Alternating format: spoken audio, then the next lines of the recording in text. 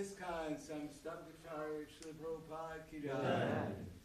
Jano Vishnupad Paramhamsa Parvadacharya Asthara Siddhi Shriman His Divine Grace Bhakti Siddhanta Saraswati Goswami Maharaj Srila Prabhupada ki jai. Ananta Koti Vaishnava Vrinda ki jai. Namacharya Srila Haridas Thakur ki jai. Shri Rup Sanatan Bhadraganath Shri Jiv Gopala Das Raghunath Shad Goswami Prabhu ki jai. Prem Jyo Shri Krishna Chaitanya Pranityananda Shri Advaita Gadadhar Srivasadi Gaura Bhaktivinoda ki jai. Shri Radha Krishna Gopa Gopinath Shamakun Radhakun Giri Govindam ki jai. Matharadam ki jai.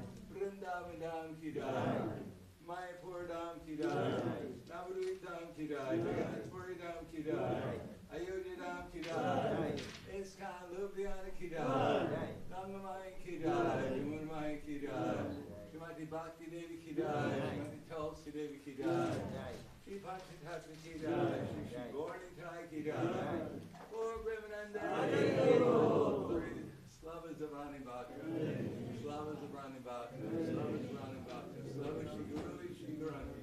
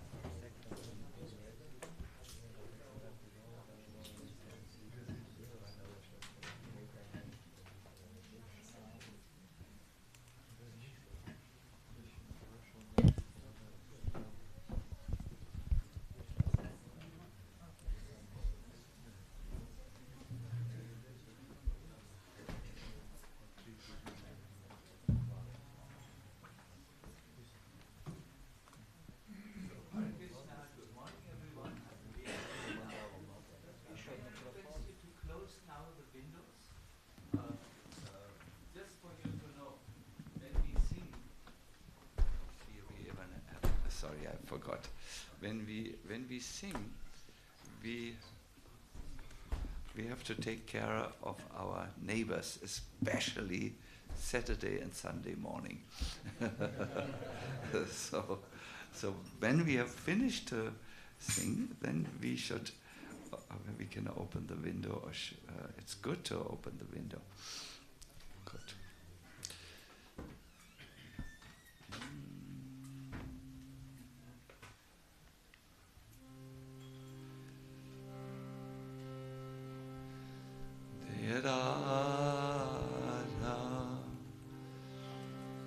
Madhava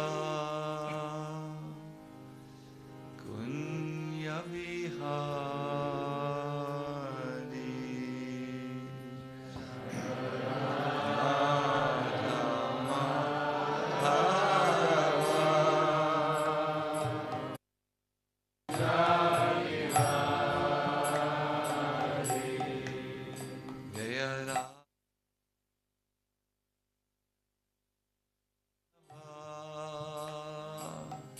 Kunya Vihari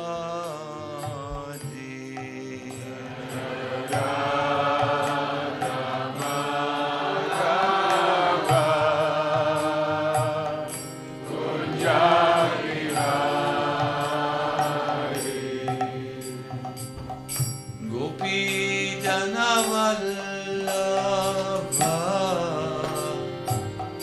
Girivaradari Gopi Janavallabha Girivaradari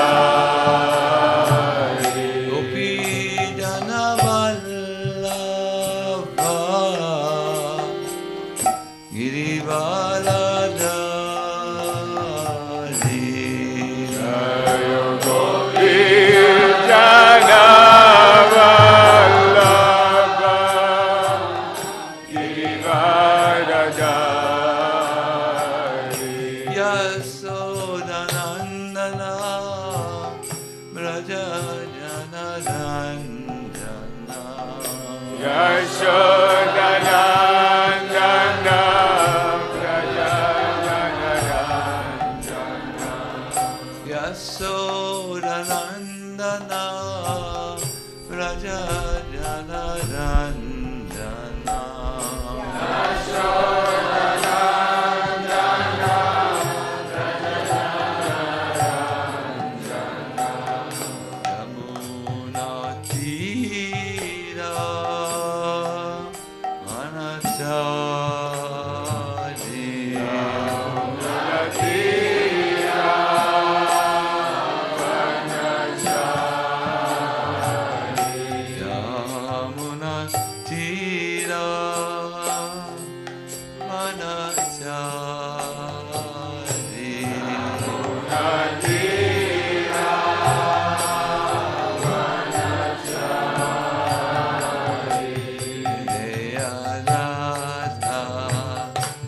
Madhava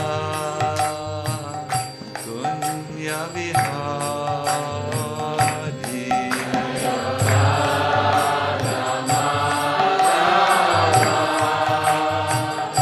Kunya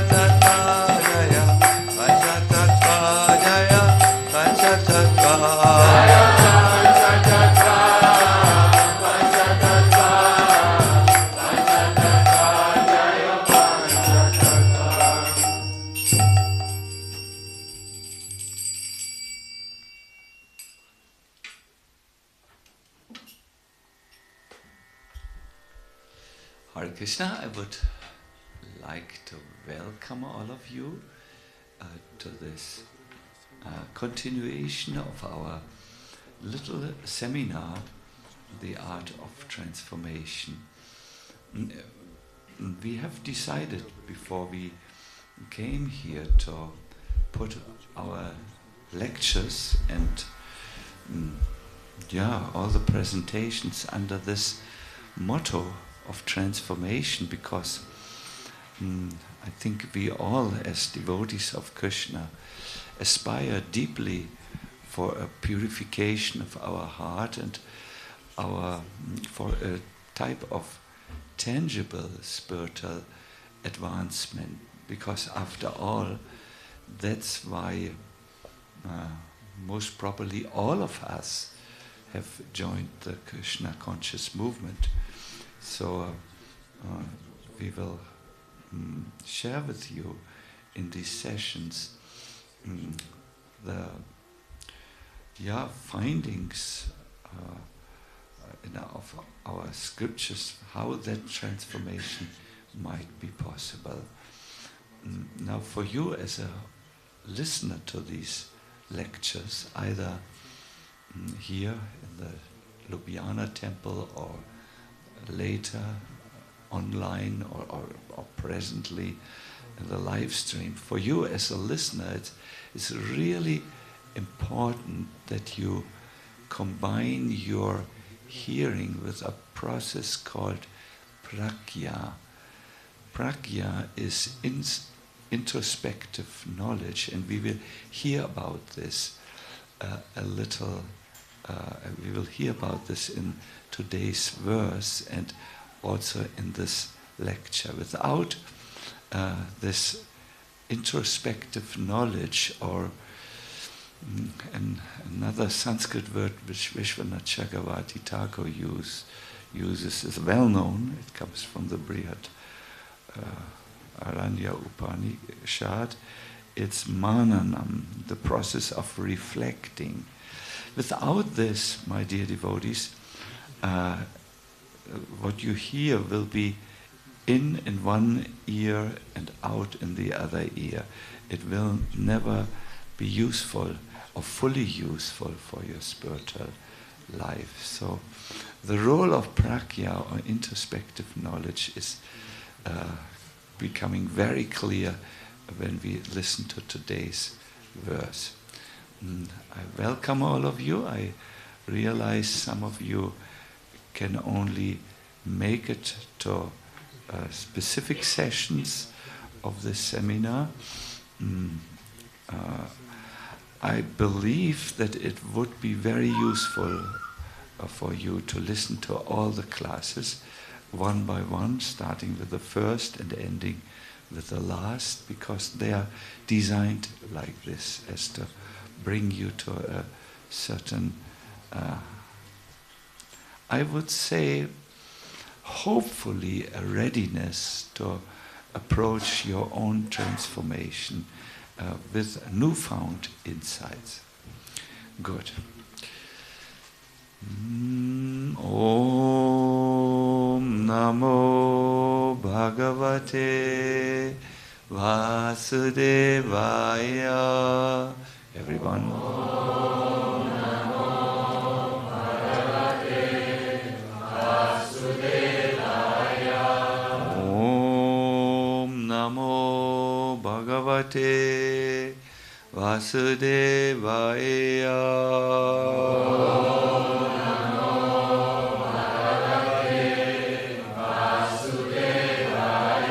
Om Namo Bhagavate Vasudevaya.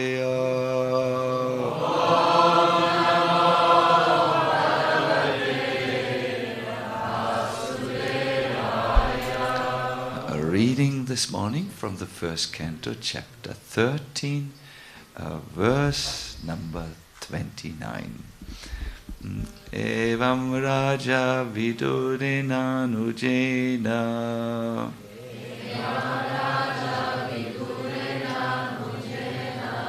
Pragya Chakshu Bodhita Ajamida.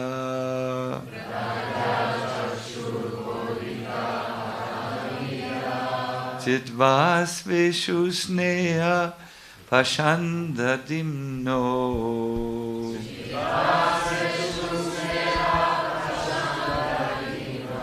Nischakrama bratri sandashitadvad.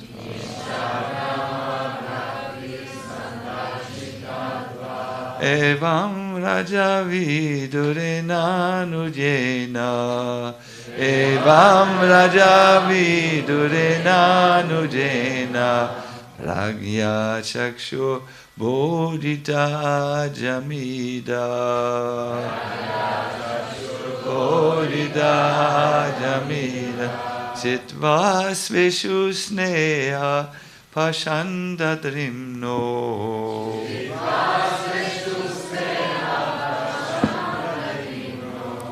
Nischakrama bhatri sandashitadva.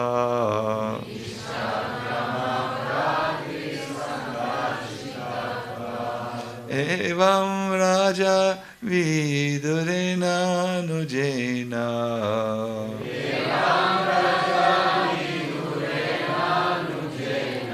Pragya chakshu bodhita ajamida.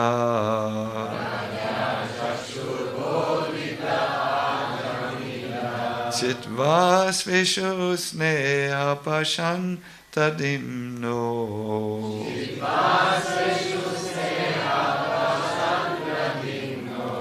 Nischakrama bratri sandashitadva.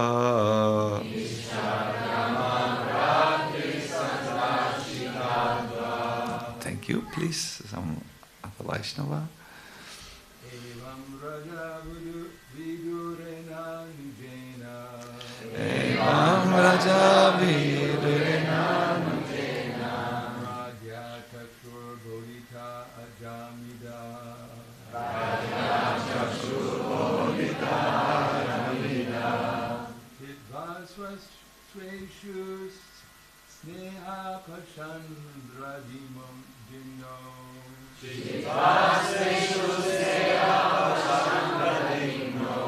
Nischakrama bratri sandarshitadva.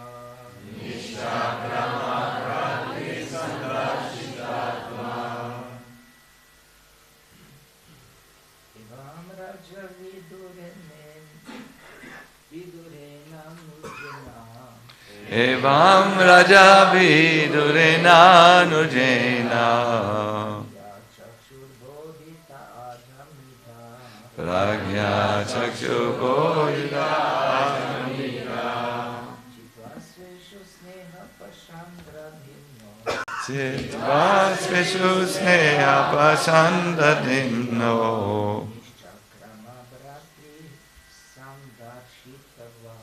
Nischakrama bhati sandashitadva. Thank you. And Vaishnavi maybe?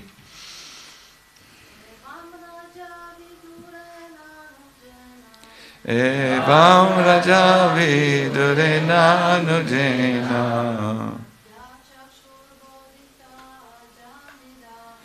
Raja chakshu bodhita ajamida.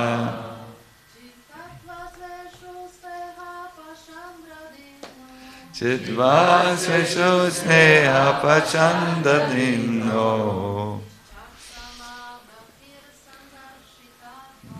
Nischakrama bhati sandashitadva. Evam. Thus, Raja, King Dhritarashtra, Vidurena Anujena, by his younger brother Vidura, Pragya, introspective knowledge, Chakshuhu, eyes, Bodhita, being understood, Ajamida, Dhritarashtra, scion of the family of Ajamida. Jitva, by breaking. Sveshu, regarding kinsmen. Sneha pashan, strong network of affection. Dradhimna, because of steadfastness. Nishakrama,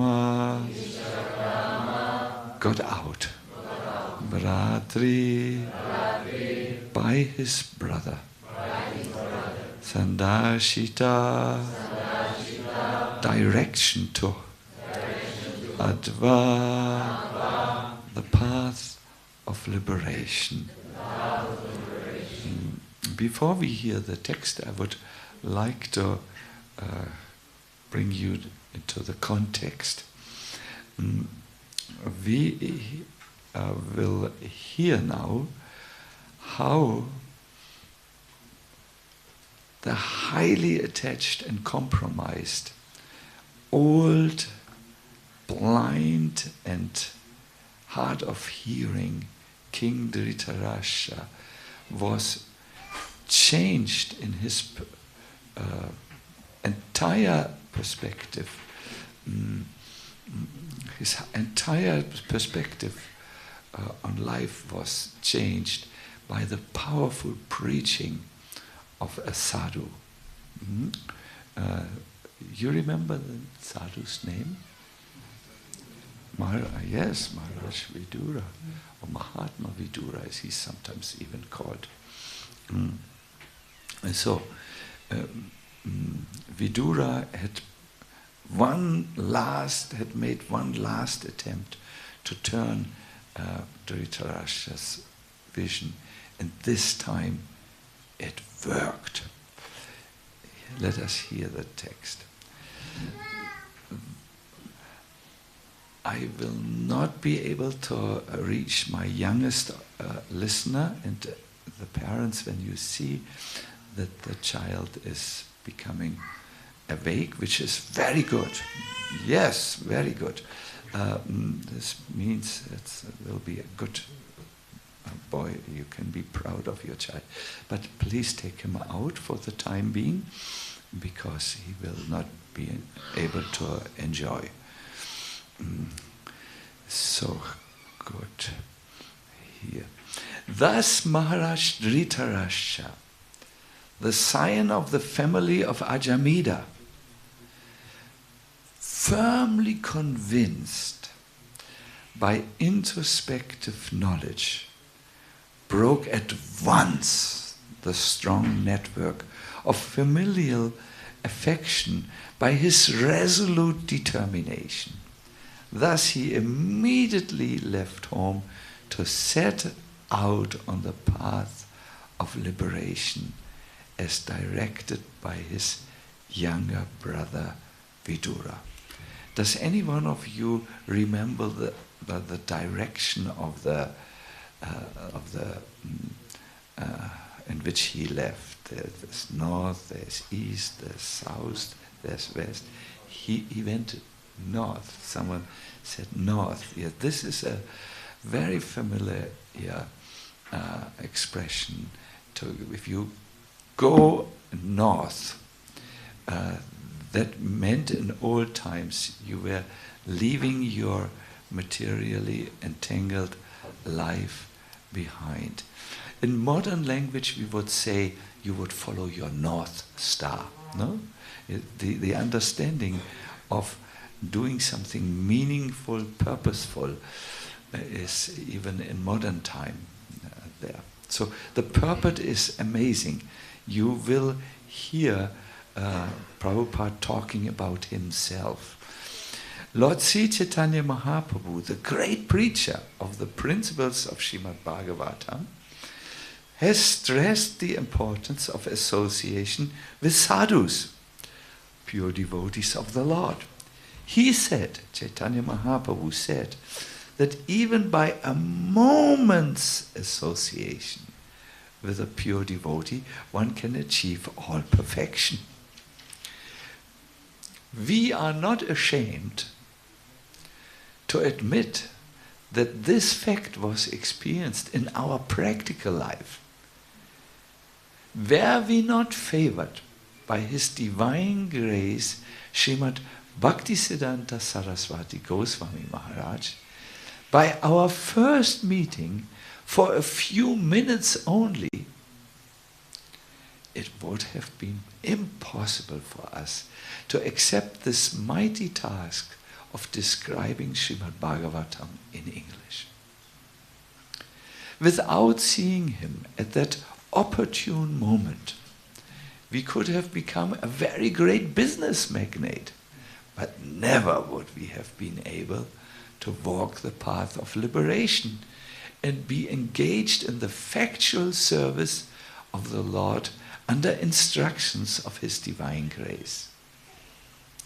And here is another practical example by the action of Vidura's association with Dhritarashtra.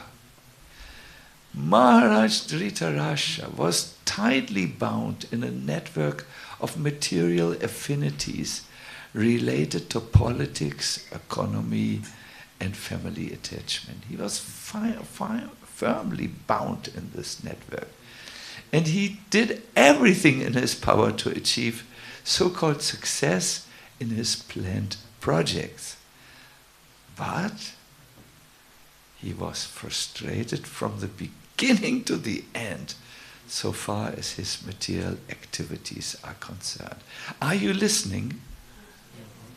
Really? Good.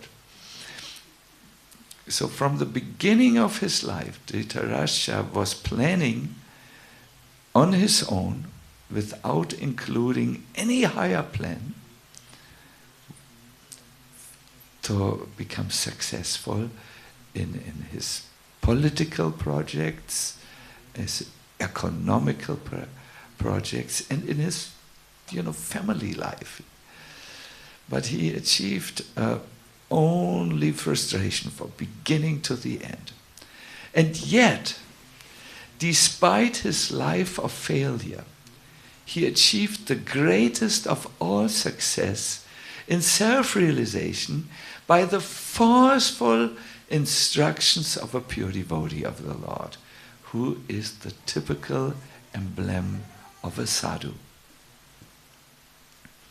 The scriptures enjoin, therefore, that one should associate with sadhus only, rejecting all other kinds of association. And by doing so, one will have ample opportunity to hear the sadhus who can cut to pieces the bonds of illusory affection in the material world. It is a fact that the material world is a great illusion, because everything appears to be a tangible reality, but at the next moment evaporates like the dashing foam of the sea or a cloud in the sky. A cloud in the sky undoubtedly appears to be a reality because it rains. And due to rain, so many temporary green things appear. But in the ultimate issue, everything disappears. Namely, the cloud disappears, the rain disappears, and the green vegetation disappears, all in due course.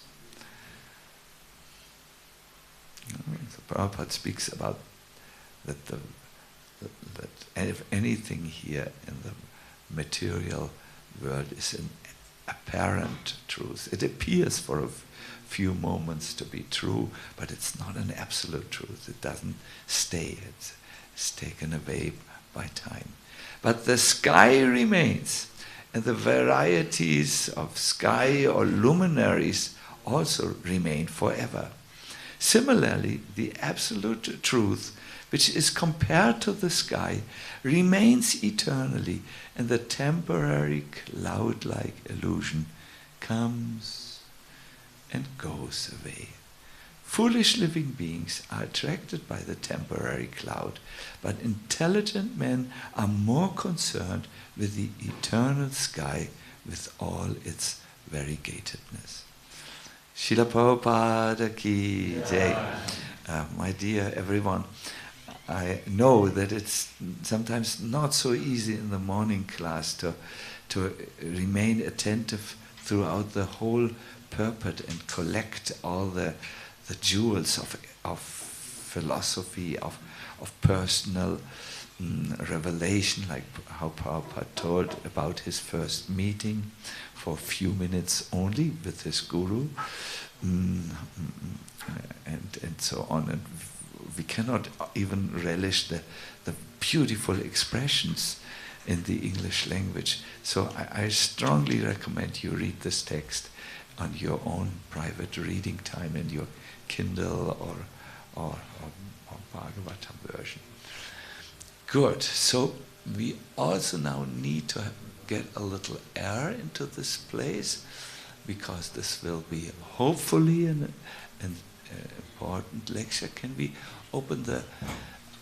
I know some of you will have to suffer, but take it in a spirit of tapasya for the well-being of every one of us, and so on. This allows us to go on without the AC.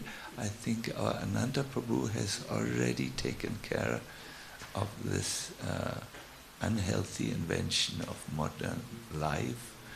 It's, I think, switched out. Is it true?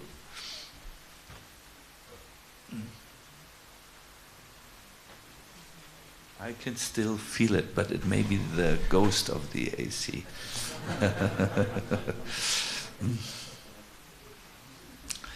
Namo Vishnu Padaya Krishna Prasthaya Bhutale Shrimate Bhakti Vedanta Swami Niti Namine Namaste Saraswati Deve Gauravani Pacharine Nivashesha Shunyavadi Bhaskatyade Satadine Jaya Sri Krishna Chaitanya Prabhu Nityananda Shri Advaita Gadadhara Shivasadi Gaur Bhakta Vrinda Hare Krishna Krishna Krishna Hare Hare Hare Rama Rama Rama Hare Hare. Hare Krishna. Yesterday we were looking at a few triggers or things that favor our transformation. You remember when you place a piece of rock candy into a molasses of sugar cane, you know, the sticky subject, this piece of rock candy acts as a trigger so that the entire what I think it's called, the place where the molasses is kept, is it makes this sound, and it forms into rock candy, which is very useful for cooking purposes and so on. So this one rock candy triggered it. Our transformation also is triggered by a few things we heard yesterday. For instance, when we see a wonderful example, we just, wow, we think, yes, I want to follow this example. Or another strong trigger is the involvement in active service. When we do active service, at the end of a day, we see Krishna consciousness different, because our spiritual eyes have been awakened by the Sevanmukhe, being inclined for seva. No? But of all the triggers of transformation, there was one trigger that is most powerful. I those of you who were yesterday there, do you remember this trigger? Sadhu Sangha, yes, association with devotees. Thank you for remembering. Sadhu Sangha, or the association of devotees, Prabhupada says, Lord Chaitanya said that even a moment's association with a pure devotee, by this one can achieve all perfection. I think you remember the verse, Sadhu Sangha, Sarva Shastra Koya, then Lava Mata, Sadhu Sangha, Sarva Siddhi Hoya. Yes, you remember. Even a small moment can trigger, and Srila Prabhupada uses, for us to understand this better, his own first meeting with His Divine Grace Srimad Bhakti-Siddhanta Saraswati Goswami Maharaj as an example. He said, without seeing him at that opportune moment, opportune means favorable moment, we could have become a very great business magnate, but never would we have been able to walk the path of liberation and be engaged in the factual service of the Lord. So, yes, the same thing we see here in the life of Dhritarashtra. We had heard yesterday evening about his very, very compromised life.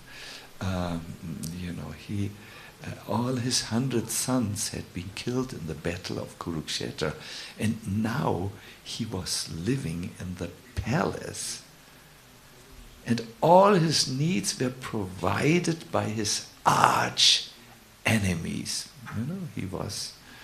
He had been highly instrumental in the war against the Pandavas. So Vidura had been, during the battle of Kurukshetra, not present. He didn't want to see the misery. I think you remember he had gone, where had he gone? Shopping or? No. He had gone on a pilgrimage, wonderful, where he had met Maitreya Muni, and he had cried on the pilgrimage. He was very moved because Maitreya Muni told him that Krishna had remembered him. And then Vidura heard, my dear Lord, Krishna had remembered me personally before he left the world. The Lord was thinking of me. He cried tears of ecstasy. So when he came, when the battle of Kurukshetra was over, Vidura came and gave very strong instructions to Dhritarashtra. We have heard that meeting a sadhu changes our perspective. Have you changed in your so and so many life, so many years in Krishna consciousness? I think a little, yes, but not completely. So I will put a doubt now in your mind, which you please keep on going, keep on keeping. Why does we hear the instructions of the sadhus are the most powerful trigger for transformation, but why does it not always work? Why do we see ourselves and maybe others in the movement for Krishna consciousness who are quite some time there and who hear every morning the Bhagavatam, who hear from qualified and also sometimes not so qualified, like myself, lecturers, the repeatedly instructions. Why have we not yet caught fire in Krishna consciousness? Could there be a reason? My dear devotees, if you listen very carefully to what happened with Dhritarashtra and why he this time was able to get out of the illusory net in which he had been caught.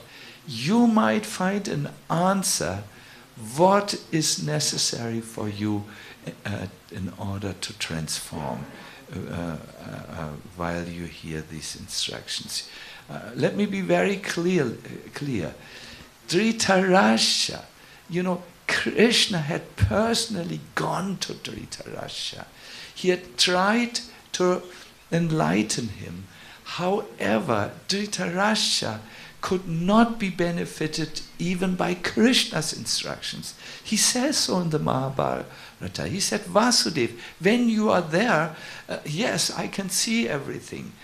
Although I'm blind, your instructions are like a light in my darkness, but the moment, like a flash of light in my darkness, but the moment you are gone, my enlightenment is also gone. Yesterday we said we are all a little like Vidura. We come to a lecture, we are maybe inspired, or we come to Vrindavan, but then when we are not there, everything is gone and back to normal. We are anxious, we are stressed, we are envious, we are insecure, and we have our little family dramas and our little personal dramas again.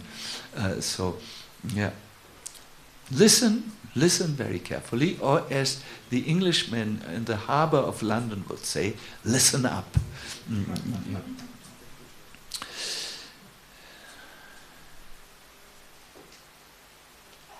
So, Vidura was returning from his pilgrimage.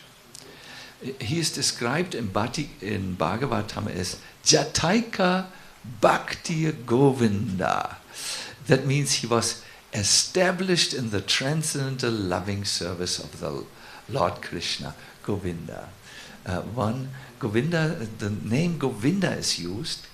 Vidura was a devotee of Govinda because Govinda means someone who satisfies his devotees in all respects. He had no problems, Vidura. He had no concerns. He was firmly established in his relationship with Lord Krishna, who is also known as Govinda, the one who satisfies devotees. So when he came back to the palace, everyone was still under the shock of this Kurukshetra battle, which took the life of millions. All the inhabitants of the palace, like the Pandavas and the royal, what is it called? They were now the royal family, and all their assistants, ministers, they rushed out and they greeted him with great delight. The Sanskrit word is praharshena. Harsha means a smile, but pra means that they smile like anything. Ha, Vidura, you have come. They looked as if the life had returned back to their body after the traumatic experience of this fratricidal war. They were practically so despondent and desperate, even though they lived, that they looked like walking dead people. But when Vidura came, they were so excited. They rushed forward. Some embraced Vidura, others paid their obeisances. And when Vidura had eaten a little and rested a little, he immediately went to the place where Dhritarashtra lived. Remember, Yudhishthira had given Dhritarashtra a small little palace on his own. Dhritarashtra was sitting in this palace. Was he happy? No, he was. He was full of grudges. Do you know the word grudge in your home language? What? Izamiran. I am not sure. Izamiran. Zamiran, good, Zamirans, that sounds better. They were full of he was full of grudges. In other words, he could not forgive. He kept in his mind that there's one person, especially amongst the Pandavas, he was very hateful of. Do you remember? Bhima, why? He had killed all his 100 sons, and one of them, he had beaten him down on the ground. Then he had taken his hand, he had dug with his hand under the rib cage, taken out the heart, while Dushasana was screaming in pain, and he had taken the heart and drunken the blood. Hare Krishna. We hear from Madhvacharya, it says, Bhima didn't drink the blood. He just poured the blood next to his mouth, but it looked for everyone as if he had drunken the blood of a living heart. I think Dhritarashtra saw this in his daily nightmares, the scene, and he was fearful. He was, he could not really move his body, and he was absolutely there in one mentality. I'm a victim. I was born blind.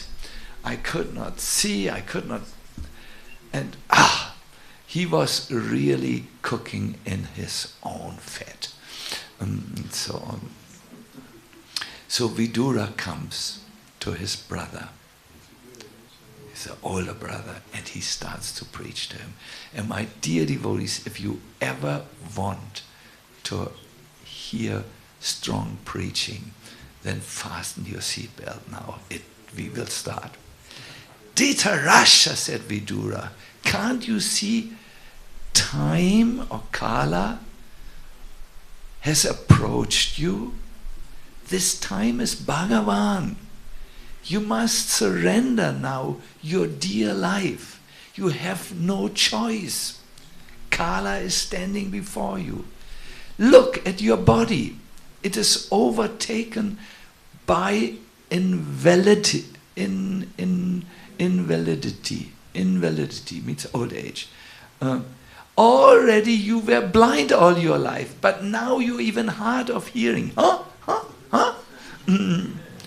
Your memory is shortened. You forget everything. Your intelligence is disturbed. Your teeth are loose. Your liver is defective. And when you cough up mucus. But still you cling on to your degraded life. You subsist on the charity of those who you tried to kill by setting fire on their house, by poisoning them. You insulted their wife.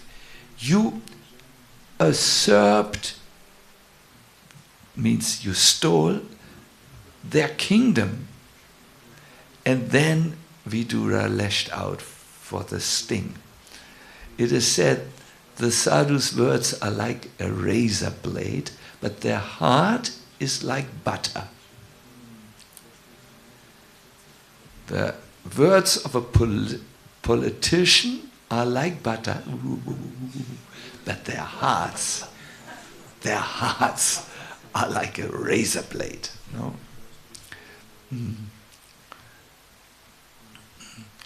The sadhu's words sometimes sting like the thorns of a rose, and their words act like lightning. This is some saying is there.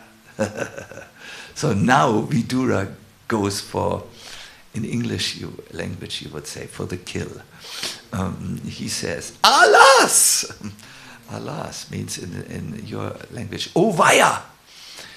You live like a household dog, a griha palavat, and you're eating the remnants of food given to you by Bhima. Dhritarashtra, when he heard this, well, he's not an ordinary person. He didn't react like an ordinary person. He became very sober. Yes, it is a fact. Then Vidura said, leave immediately for the north. My dear devotees, sometimes these words are necessary to wake us up. As we heard yesterday, we all have a bit of Vidura in us. You know, this very spiritually alert, very good people who want to move with the plan of the Lord. But we also have a bit of Dhritarashtra in us. Remember, Dhrita means to hold on. You know, we cling, we are attached to our plans, and we are not so flexible, and so on. We all have the victim mentality sometimes. We are immovable, we are fearful, we are full of grudges and attachment. But yes, luckily, we have also a bit of Vidura in us. We are grateful, we are fearless, to move on with Krishna's plan, surrendered, we are full of forgiveness and openness. Yes. So, but to bring out the Vidura in us, sometimes strong words are necessary. Therefore, never ever hold grudges to those devotees who sometimes use strong words to trigger transformation in you. When I was young, I heard a story of a greedy man. This greedy man was the most greedy man in the village. He had become also the most fat man in the village. He must have looked like Obelix or something, you know. So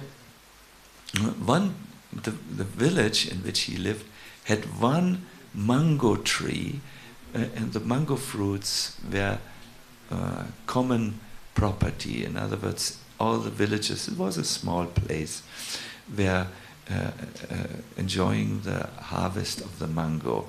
Now, one mango season, when the mangoes were ripe, the greedy man looked at the mango tree and he saw in the top of the tree a very full and ripe mango. It was the best mango of all the tree. So he went up in the tree because he was greedy, to pick this mango and enjoy it for himself. He was not thinking of the other villagers and so on. So, but he only managed to climb up, take the mango, and he was not able to climb down any longer. I, as a child, was often in this situation. I knew how to climb up a tree, but I would have to be saved by the fire brigade multiple times because I didn't know how to get down. It's scary when you're up there, and then you look, when you look down, you lose it, you know. But when you go up, you only look up and you don't see the ground any longer. So you're more bold when you go up, but when you go down, you go, oh, you get this high altitude psychological fear, you know. So he couldn't climb down. And he screamed, help, help, help. And the villagers came and saw the situation. The greedy man had tried to pick the best mango for himself. But they were nice people. They said, it's easy, you can make it. You went up, you can also come down. Just take the left foot, go to the left, take the right foot, and you see there's this branch. Take support from the branch. Don't forget to hold there. But the village, the fat man was stuck. He couldn't move. finally a sadhu came by. The sadhu looked at the situation and saved the man. But how? Well, he took a stone and he threw it. Patch! The fat man said, "Why are you doing this? I'm already falling down without your stone throwing. Don't throw stones at me, please." The sadhu took another stone. Patch! Went on the belly. The greedy man was now really becoming, something moved in his psychology. "Don't do this again, otherwise I will come down." The sadhu took a third stone. Patch! "This is enough! You are not a real sadhu." And the fat man went down, and when he was down, everyone applauded to him. "Wow, you're alive! You've come down." Where's that old man?" said the greedy man. The sadhu had already moved on. He had gone somewhere else. But the people said, "You should not be angry at him. You should be grateful with him. You should give him the mango, in fact, which you have taken." And the greedy man only then understood. Sometimes a sadhu, devotee, is like this. He uses a strong expression, like in this case, throwing a stone, in order to shift the consciousness, to trigger transformation. It's necessary. And my dear devotees, there is no greater changing agent than a sadhu who believes in you and who is kind to you, who tells you the truth. This, of course, only works when you are willing to listen to him. Therefore, I keep on repeating, young devotees, if you choose your spiritual master, take enough time. Take the time you need so that you can trust him entirely. Because only when there is a relationship of trust can the sadhu's words be accepted by you. If there is no relationship of trust, if there is no deeply formed relationship, you will take the words, the good intentioned words of the sadhu as an offense. Like this greedy man who, could not see that the sadhu was shifting his consciousness by his admittingly unconventional ways, but he was successful. He saved the life of this man who otherwise would have fallen from the tree and broken his neck. Yes, broken his neck. So it is very important that there is a loving, trusting relationship so that you can take the words, and then when that is there, there is no greater changing agent than a sadhu who believes in you. When I was in Radhadesh, we had a wonderful day of remembering Prabhupada's installation of the Jagannath deities in Amsterdam. Those of us who were there will never forget this, because, we had invited the TV for a grand opening of Jagannath's festival, or Jagannath's coming to Amsterdam. So you can imagine the cameras were there. There were a few things which did not work well in the preparation of the installation, but I save you the time. I won't be able to tell the whole story now here. One day we should all relish this story. But okay, the altar went. The deities, the curtain was still closed, and the deities were brought to the altar. But the devotees had only made an altar big enough for two. The devotees knew Radha Krishna. And who else is two? Gaur Nitai. They didn't know three. They were very, very young and inexperienced. So the devotees came back. Prabhupada, you only have an altar for two, not for three deities. And there were so many things which went wrong. I mean, so many things. And this was enough. Prabhupada became just so, he started to chastise us. It was so heavy. I don't even know what he said. He said things, Krishna didn't give me first class men and so on, but it was much, much more intense. It was so intense, my dear devotees. I'm not I was a fighter before I came to Krishna consciousness, but I gave that up and have become quite, I don't like conflict any longer.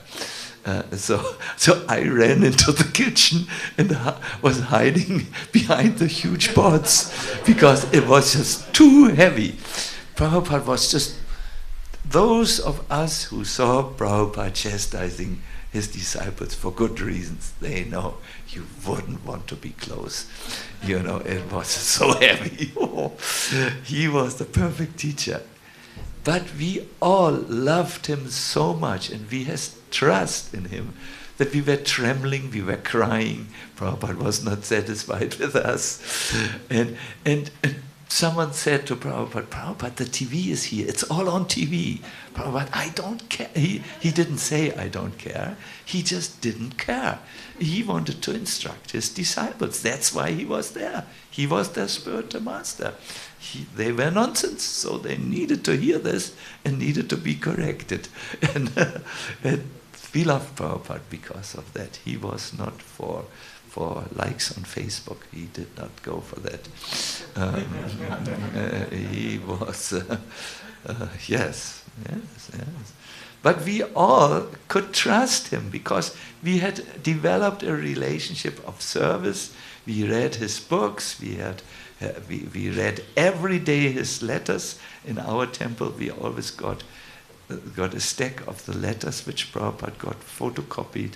We were in tune, and therefore we could take it. Nowadays, not all the disciples of the respective spiritual masters have gone through the right process, and they need to work on their faith a little bit more by hearing from their spiritual masters. Anyways, so Dhritarashtra was now ready. He applied one method, let us remember this here, pragya shakshu. Shakshu means eyes, and pragya means introspective knowledge. Dhritarashtra sat and he turned his whole attention into thinking about the words of Vidura, and he could see, although these words were stinging like the thorns of a rose, although the words were cutting like a razor, they were true, and they were meant to free him from his entanglement. So he broke at once the strong network of familial affection that was his main problem. He was always favoring his rascal sons, no? He broke at once the strong network of familial affection by his resolute determination and left north.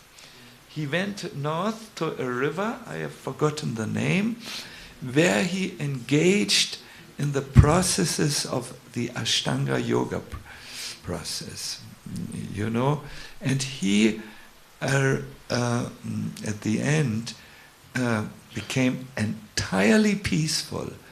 All his grudges, all his victim mentality, all his fearfulness left him. He was totally purified.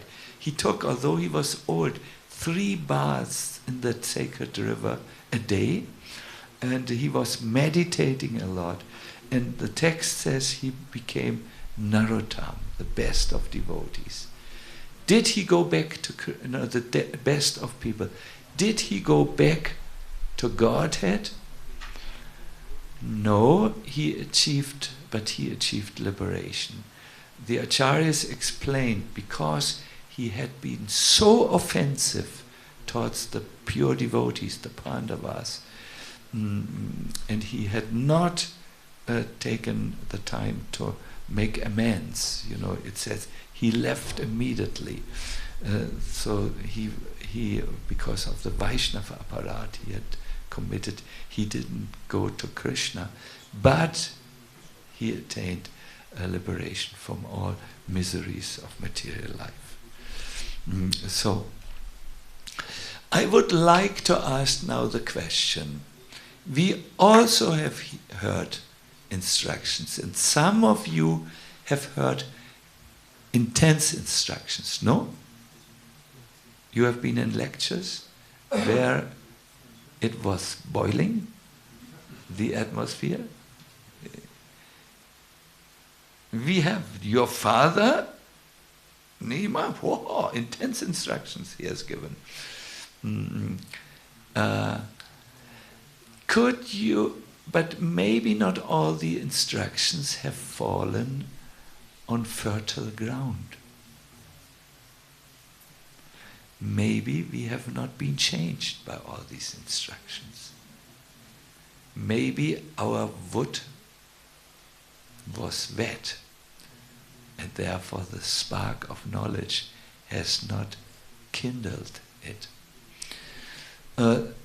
What was different in Dhritarashtra's case? He had heard so many instructions, but this time it worked. What was different? Well, one thing was his attachment had been removed. In the battle of Kurukshetra, he lost everything. Krishna says when he favors a devotee, Yasyaham anugrinami, he takes away their attachments. Has any one of you experienced this? I think we have. I see a few devotees who have lost a lot of Lakshmi. I see a few of you who have lost their good reputation because they did something which is stored in the collective memory of ISKCON. I see some of you who have grown older and who have seen disease and disappointment. For spiritual life, it can be good if you are not protesting against it. For spiritual life, it could be that Krishna takes away everything so that you can finally surrender. Srila Prabhupada spoke about this, remember? He said Krishna was very, very merciful to me. His wife was not cooperative with him, and this all Prabhupada thought this was good for his spiritual development. I mean, it's nice to have harmonious grihastha relationships. It's not about this, and so on. So Dhritarashtra's attachment had been removed, so therefore he could listen better. There was a second thing. Dhritarashtra had become materially exhausted. That means he had no more false hopes. He had seen the reality of life, and he had seen enough, Tvamma kinchana gocharam, the Bhagavatam says, when you become a kinchana, you are no longer in so much illusion, and so on. This happens when you are becoming older, my dear devotees. I know when I was so young, as most of you are, Hare Krishna, but now I'm older, I know. And now we all enter into the decade of tears. There will be death in our movement. Many older devotees will die. One of the older devotees who's very dear to all of our hearts has gone to Vrindavan with a no return ticket. You know of whom I'm speaking? His Holiness Kadamba Kanana Maharaj. No return, one-way ticket. Yes, Dhritarashtra felt also the urgency of death. So spiritual instructions work when there are a few factors that work. The most important factor, I would say, is a loving and trusting relationship to the one who gives you instructions. When you do not have love and trust to that one, by one person, it can be several persons, you will not really take it to heart what they say. So, but then in Dhritarashtra's case, I would say, well, he also had trust in Vidura. He knew Vidura is his saintly brother, but his attachment had been removed. He had become materially exhausted, no more false hopes. And third, the urgency of death was there. Oops, let me see. Oh. So therefore, it was possible for him to move on to the north. My dear devotees, the point here is spiritual instructions. They can give you the benefit of transformation. Hare Krishna. I'm looking at the time and I'm alarmed. I have lots of more material for this lecture, but I don't want to go over the time because then we can also not listen so much. How much can we absorb? And so on.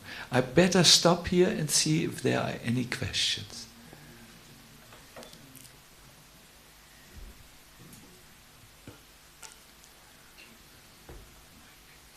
Prema Murti. We have a microphone for you, no? Or no? Not the ear, yes.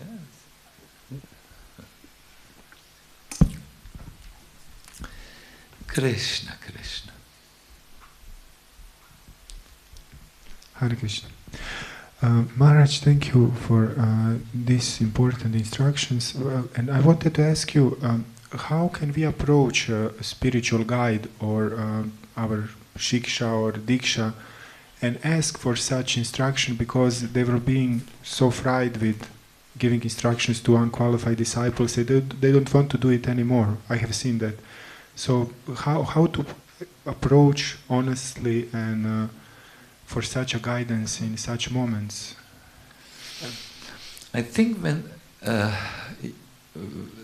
those who are able to give us spiritual instruction and who are affectionate to us, they look really for a few qualities before they start. There are qualities of a sincere disciple, and there are qualities of a disciple who tries to become sincere in the future. In the Bhagavatam, in the Gita, it is said there are 3 qualities of a sincere disciple. One is he is submissive. The second is he performs service. He does regular devotional service. And the third is he is inquisitive. He wants to know. So when spiritual teachers see the 3 qualities, submissive, a service attitude, and inquisitiveness, then they give very happily all required instructions on the spiritual path. But when we are lacking in these qualities, they will give us encouraging words and encouraging smiles to help us.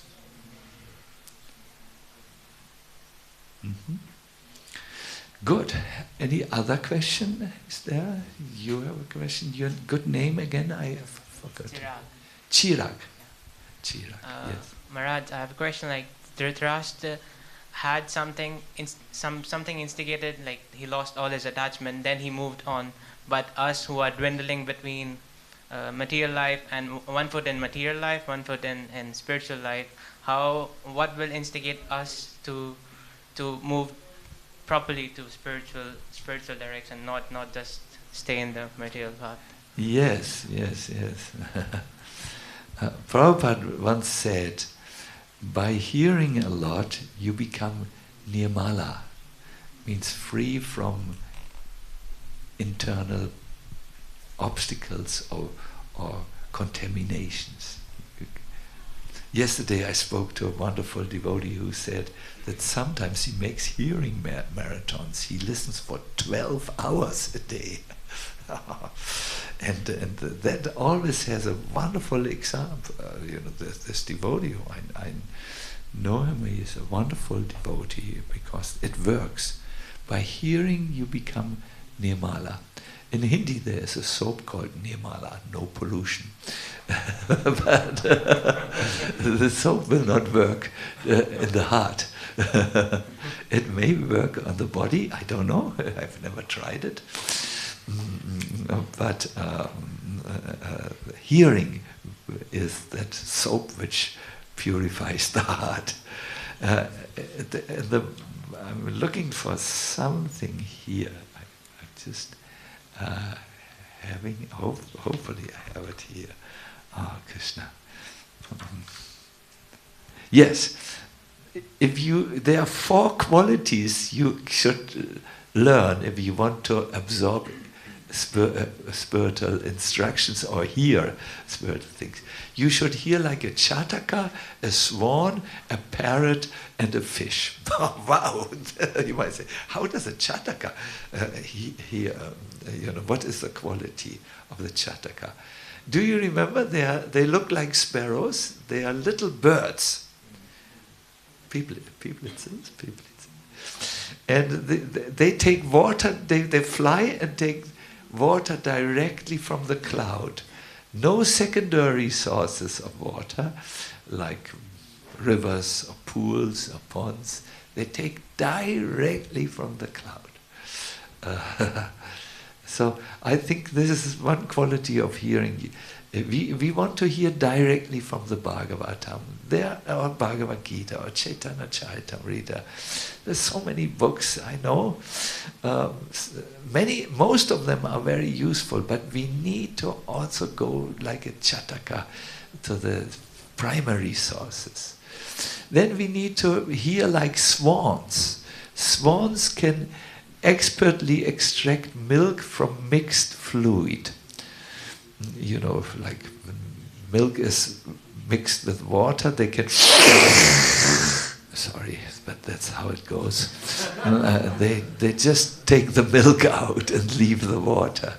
So when you hear, you need to understand what is essential and what is not. So many times devotees are stuck with not so essential subjects in Krishna consciousness. Then they need to hear like parrots. What is the parrot? He can repeat exactly the way you said it. So in other words, they need to grasp a lesson and then share it. And they should be like fishes in the Bhagavatam class. What's the fish? Well, the fish sits and he looks without blinking an eyelid. He doesn't even have an eyelid. So you need to also be focused and give rapt attention in the same way. I thought that's nice to hear these other 4 qualities of the good listener.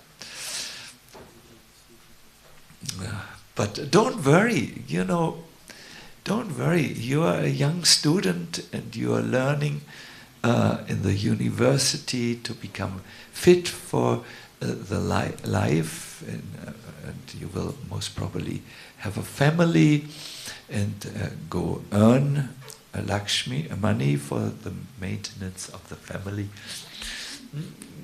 That is not a disqualification at all. In fact, it may sometimes be a qualification that you are responsible and you are systematic and you can go forward. You're not a lazy man and so on. But keep the goal in front of your eyes, Krishna, and that happens by listening regularly. Otherwise, the free time will be occupied with other things that are not Krishna conscious. Mm-hmm. Good. Any other question? Yes. Let me see. Oh, Daya Chandika. Hare Krishna. Nice to see. I didn't know you were here all the time.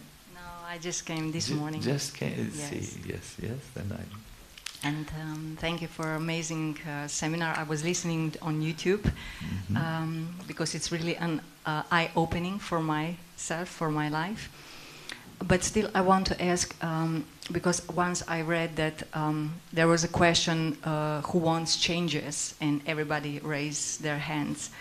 And then was a question, who wants to change? And no one raised their hands.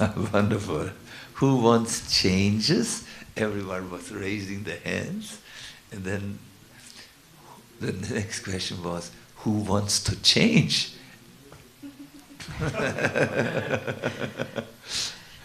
Yes, something like that. So the question here would be, why is so hard to change, or is it the fear or so many material desires? Because in the example of Dhritarashtra, I can recognize, or maybe I'm wrong, that he came to the bottom line of his life. So do we need to fall in the ground that we will make a change?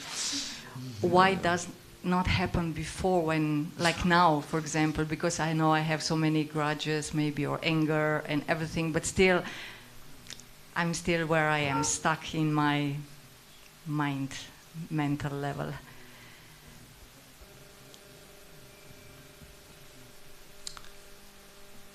Coming to the bottom line, how nice you said, is not necessarily the qualification that makes you capable to absorb spiritual instructions. No, it's not.